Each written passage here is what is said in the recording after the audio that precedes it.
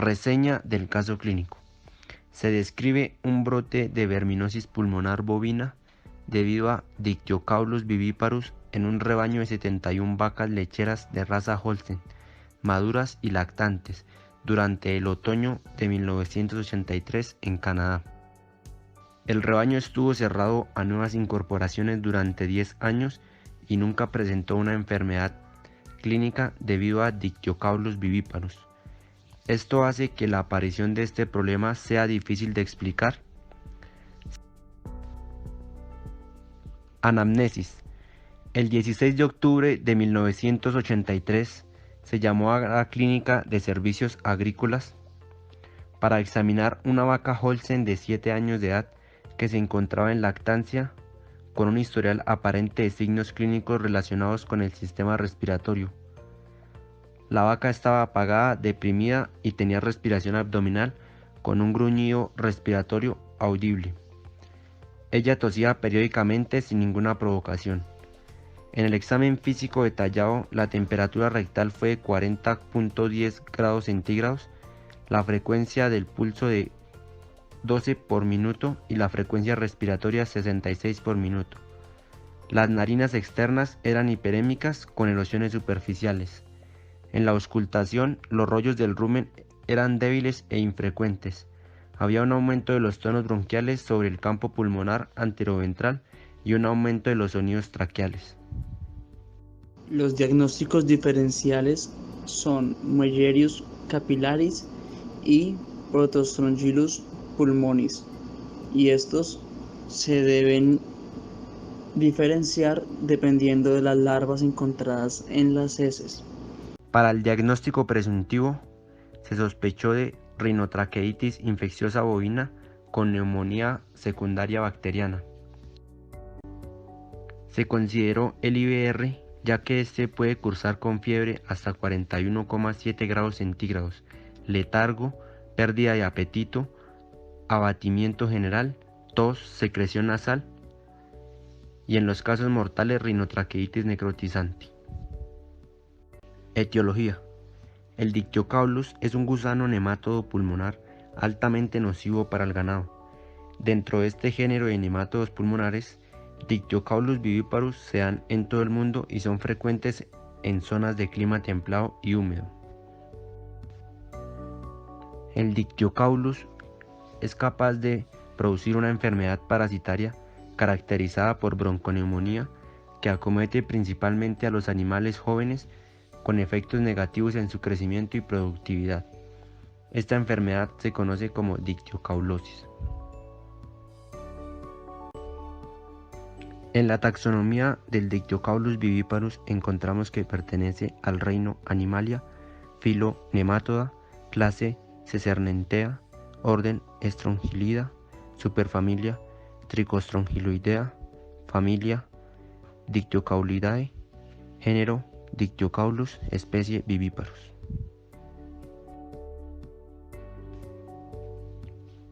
Esta especie de parásito tiene un ciclo de vida directo. Los adultos se alojan en las vías respiratorias superiores, depositando allí las hembras los huevos que contienen la larva 1.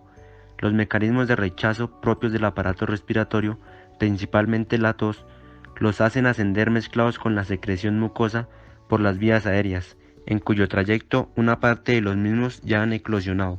La mayoría de las larvas son deglutidas y pasan a transitar por el tracto digestivo. Solo una pequeña porción sale al medio exterior con las secreciones mucosas, directamente por las aberturas nasales. La totalidad de las larvas en su trayecto por el tracto digestivo transitan sin sufrir cambios en su constitución. Posteriormente alcanzan el medio externo, vehiculizadas con las heces. En el exterior, las larvas efectúan 2 mudas en cada una de las cuales conservan las cutículas del estado precedente antes de adquirir su estado infestante.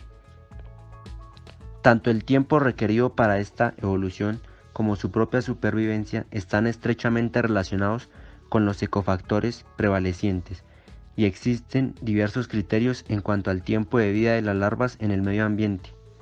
A temperatura de 10 a 35 grados centígrados y humedad relativa de 72 a 90%, alcanzan su estadio infestante entre 3 a 5 días, siendo la infestación por Dictyocaulus viviparus más rápida y frecuente en regiones con niveles altos de precipitaciones y pastos húmedos. Se afirma que gran parte de las larvas alcanzan su estadio infestante a las 96 horas y la totalidad lo logra en 120 horas. La supervivencia de las larvas en el ambiente va a estar en correspondencia con las circunstancias microecológicas de cada región. Su migración en el pasto es de 1,5 a 15 centímetros. El ingreso de las larvas al organismo del hospedero se efectúa pasivamente por la vía oral, con la ingestión de alimentos o agua contaminada. Las larvas 3 ingeridas transitan por el tracto digestivo, sitio donde inicia activa penetración en la pared del intestino delgado. Su activación en ese momento parece estar influenciada por la bilis. A través de los vasos linfáticos llegan rápidamente a los ganglios mesentéricos, donde permanecen durante 5 días, efectuando en ellos la tercera y cuarta muda. Una vez convertidas en larvas 5, pasan a la circulación venosa y a través del corazón, por la circulación menor, llegan hasta los capilares de intercambio en los alvéolos pulmonares y desde estos inician su recorrido por las vías aéreas alrededor del 7º día. El ciclo continúa con el avance de las formas inmaduras por las vías aéreas hasta llegar a los bronquios y tráqueas, donde alcanzan su madurez sexual. La hembra inicia la ovoposición, que efectúa con mayor intensidad durante las 2 primeras semanas, pero decrece paulatinamente hasta su total supresión en las 3 o 4 semanas siguientes. Se evidencia igualmente en la evolución endógena algunos fenómenos estacionales como la inhibición de la ovoposición durante los meses de invierno. En sentido general, existen múltiples factores que influyen igualmente en esta parte endógena del ciclo. Uno de ellos lo constituye las condiciones del hospedero para defenderse ante el proceso invasivo y el otro las propias características de la forma invasiva. Este último depende a su vez de otros factores como las características del medio ambiente donde se desarrollaron y su envejecimiento en el mismo. Bueno, ahora vamos con indicadores epidemiológicos. Básicamente, dentro de ellos vamos a encontrar nosotros también factores de riesgo y prevenciones y control, las cuales son bastante esenciales para que la patología pues no tenga un progreso significativo. En el caso clínico, básicamente vimos en indicadores epidemiológicos que vino a afectar una zona donde no se había presentado como tal la patología, donde no se había presentado como tal el parásito. Esto se dio por las condiciones que se generaron anormalmente en Ontario. En este caso, pues presentamos unos niveles de humedad bastante extensos, los cuales permitieron que el parásito vaya a generar una mayor eficiencia en su desarrollo. También pues tenemos que tener en cuenta que en los indicadores epidemiológicos el cambio de establos limpios a establos infectados, esto se va a presentar pues en muchas producciones donde por diferentes motivos llega un animal nuevo, llega un establo nuevo, entonces se va a llegar a presentar este factor. Entonces pues es un factor en el cual tenemos que tener bastante cuidado a nivel de control. Entonces los animales que llegan, digamos, de importación son animales que tienen que tener un control estricto bajo una cuarentena, los cuales pues tienen que ser estudiados si contiene el parásito dentro del intestino, dentro de las células blanco por medio de muestras.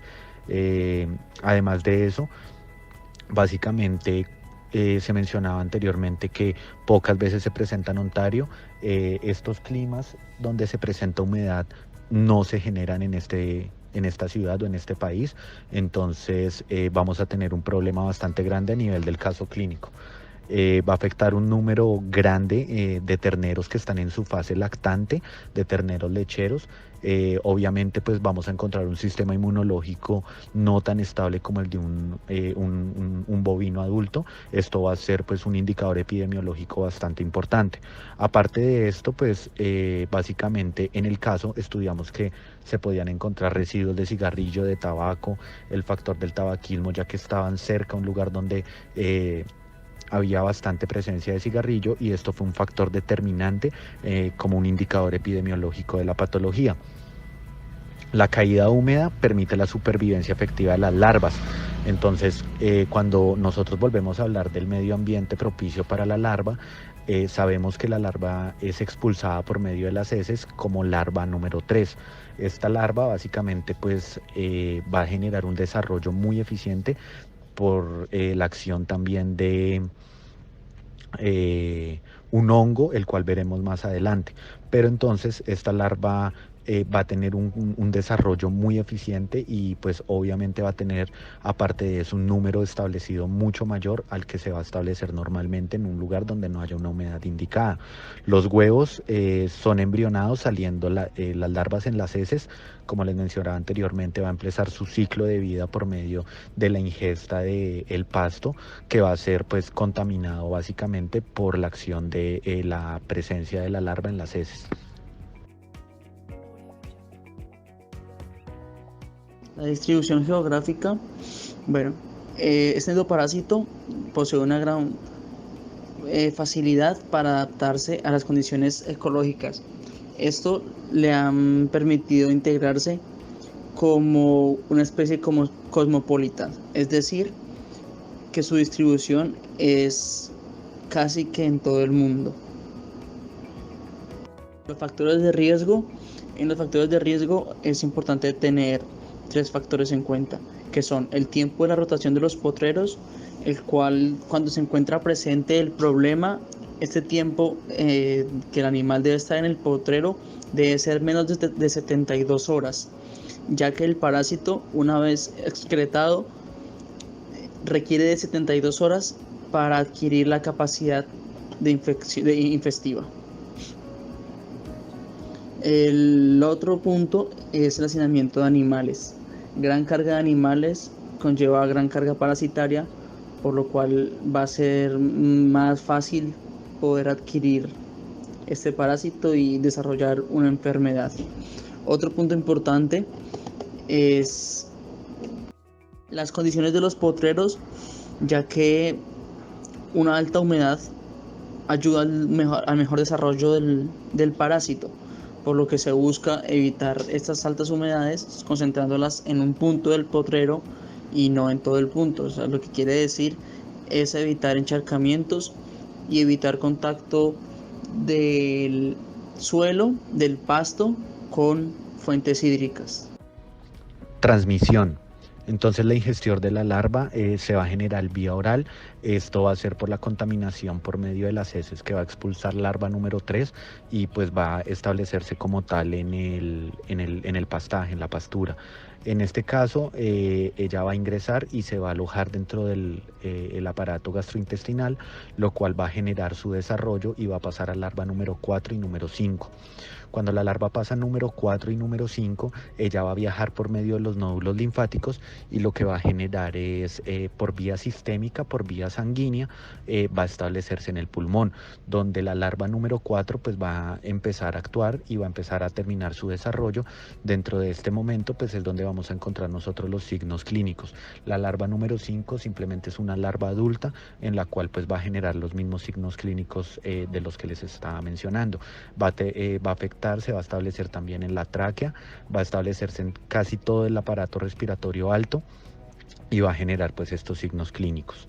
Se genera la expulsión de la larva 3 del intestino hacia el exterior. Entonces la larva 3 se va a alojar en el intestino, se va a producir ese cambio gastrointestinal y va a ser expulsada en las heces y al mismo tiempo ella va a alojarse en la pastura y va a ser consumida por otro animal, el cual va a pasar a ser infestado. La larva número 1, ella también va a crecer en el intestino y va a pasar a larva número 2. Este proceso generalmente se va a generar en el intestino. La etapa adulta de la larva se va a desarrollar en el tracto respiratorio alto.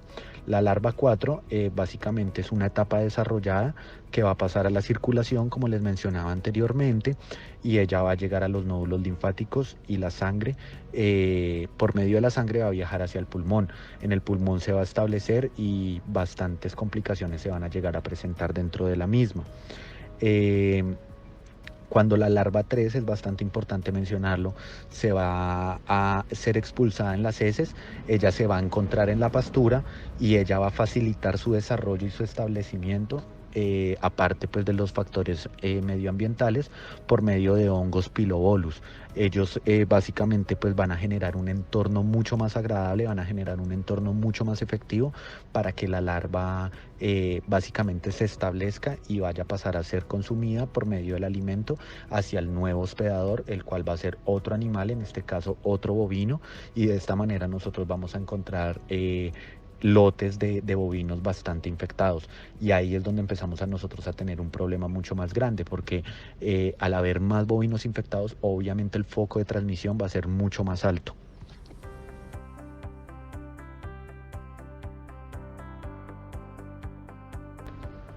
Cuadros clínicos. Vamos a encontrar dentro de los cuadros clínicos, cuando la larva número 3 ella empieza su desarrollo gastrointestinal, vamos a encontrar que va a pasar por circulación y va a llegar al pulmón, que es su célula diana, y es donde vamos a encontrar mayor afectación. Dentro de los signos clínicos y los cuadros clínicos vamos a encontrar una vaca apagada. Obviamente es una vaca que va a tener problemas respiratorios y va a generar pues depresión en la misma. Vamos a encontrar una respiración abdominal con un gruñido audible. Obviamente pues esto se va a generar porque va a alterar todo el tracto respiratorio, entonces va a haber una mayor contracción al momento de la respiración. Obviamente pues vamos a encontrar una congestión, la cual pues se va a escuchar muy fácilmente. Generalmente este medio auditivo no tiene que ser, o sea, no tiene que establecerse clínicamente, puede llegar a establecerse sencillamente en el exterior, porque es un cuadro clínico bastante grande. Se va a generar por la misma afectación que se va a generar en la tráquea cuando la larva número 4 se aloja en ella y la larva número 5, entonces vamos a encontrar una tos periódica, porque pues también se va a generar una congestión, una inflamación, vamos a encontrar diferentes cuadros clínicos que se van a generar a partir del establecimiento de la larva número 4 y número 5 en la tráquea. También hay rollos del rumen débiles, hay un aumento en los sonidos traqueales, como yo les explicaba anteriormente, esto se va a generar por la congestión, se va a generar por el aumento del tamaño de la tráquea, la inflamación. La larva obviamente va a generar su efecto y ella va a empezar a presentar este cuadro clínico, entonces vamos a tener sonidos traqueales bastante pronunciados, vamos a tener una neumonía secundaria bacteriana. Por lo mismo que es secundaria, no es el fin de la patología, como tal es una estamos hablando de una neumonía secundaria cuando pasa de una fase aguda a una fase crónica. Incluso hay casos en los cuales se presenta neumonía secundaria bacteriana sin necesidad de que se pase, se deje un tiempo o un periodo prolongado sin ser tratada como tal la patología. Entonces vamos a encontrar una neumonía secundaria bacteriana. Esto no se puede presentar en todos los casos. Vamos a encontrar una disnea también externa. Vamos a encontrar una frecuencia respiratoria aguda. Esto es lógico en el sentido en que a la larva establecerse en su etapa adulta dentro del tracto respiratorio alto, obviamente va a alterar la frecuencia respiratoria, y esto pues va a ser uno de los síntomas más importantes y evidenciables dentro de la enfermedad. Vamos a encontrar que el pulmón va a generar una reacción. En el caso clínico que estamos teniendo como foco de estudio, se generó una hipersensibilidad tipo 1. Esta hipersensibilidad tipo 1 se puede deducir que se presentó por la presencia de factores de tabaquismo. Entonces, a partir de esto, pues se presencia la hipersensibilidad tipo 1, y obviamente va a tener una reacción pulmonar. Aparte de esto, pues el cuadro clínico como tal es en el tracto respiratorio alto, lo cual pues vamos a decir que va a ser un factor determinante para alterarlo. Entonces vamos a tener una mayor mortalidad en el caso de las vacas. Fisiopatología. Entonces, para la fisiopatología, básicamente es el proceso que va a tener en el cuerpo el parásito como tal después de su ingreso. Vamos a encontrar nosotros que fisiopatológicamente vamos a encontrar un animal que primero ella pues va a alojar la larva número 3 en el intestino, ella va a hacer su proceso de desarrollo, pero la misma larva 3 va a ser expulsada por las heces. En este momento pues va a ser infectado la pastura, lo cual va a producir básicamente que el animal que llega a comer pues va a encontrar un terreno netamente infestado. Entonces en este preciso momento el animal lo que va a hacer es ingerir la larva número 3 y empezar otra vez su proceso de desarrollo dentro de otro animal. Básicamente pues se desarrolla en el pulmón también. Cuando la larva número 3 pasa a ser número 4, ya va a viajar por circulación y va a llegar al pulmón y va a empezar a establecer su desarrollo ya como larva adulta. En esta básicamente vamos a encontrar que en el pulmón va a iniciar la postura de los huevos larvados. Estos huevos larvados pues obviamente van a generar signos clínicos mucho más pronunciados y va a generar una diseminación mucho más alta de la patología. Las larvas, como yo les mencionaba anteriormente, van a ser eliminadas en las heces. Esto es muy importante en el sentido en el que básicamente el control es primordial en esta patología, evitando que estas pasturas estén contaminadas o que lleguen animales nuevos al hato, en el cual básicamente se vaya a establecer pues, la expulsión de estas larvas número 3 por medio de las heces. También el hongo Pilobolus va a ser determinante, ya que este es un hongo el cual nos va a permitir generar un proceso más efectivo de la larva a nivel del medio ambiente. Entonces vamos a encontrar un ambiente mucho más propicio para el animal, para el parásito, y pues obviamente él va a persistir y va a ser un animal el cual va a estar sentado por absoluto en el potrero. Cuando el tratamiento y el control, según el artículo, se utilizó ivermectina y no se observó gran efectividad en el tratamiento. El antiemético utilizado de elección es el levamisol, con una dosis de 2.5 miligramos sobre kilogramos, con la característica de que tiene un tiempo de retiro en leche de 72 horas. Su acción es la parálisis en los nemátodos. Esto lo produce por receptores, por la acción del bloqueo de receptores muscarínicos y nicotínicos, actuando en los ganglios autónomos y en la unión neuromuscular, lo cual va a producir una parálisis rígida y de esta manera hacer que el parásito muera. En cuanto a las discusiones, esta enfermedad genera grandes pérdidas económicas, ya que en sus inicios es una enfermedad silenciosa y es difícil de identificar. El manejo de potreros debe estar acompañado con el tratamiento, pero si el tratamiento se realiza correctamente y el manejo de potreros no se hace, este tratamiento va a ser perdido. Y el uso de los antieméticos, es importante reconocer su tiempo de retiro en leche y sus tiempo de tratamiento, ya que esto nos ayudará a evitar resistencia por parte de los parásitos. Conclusiones. Entonces, cuando hablamos de Debi viviparus, básicamente pues vamos a encontrar factores muy importantes tanto en su desarrollo como en la presencia en el medio ambiente y aparte de eso el desarrollo a nivel del organismo. Entonces vamos a encontrar que ellas se van a encontrar alojados en climas susceptibles a la humedad.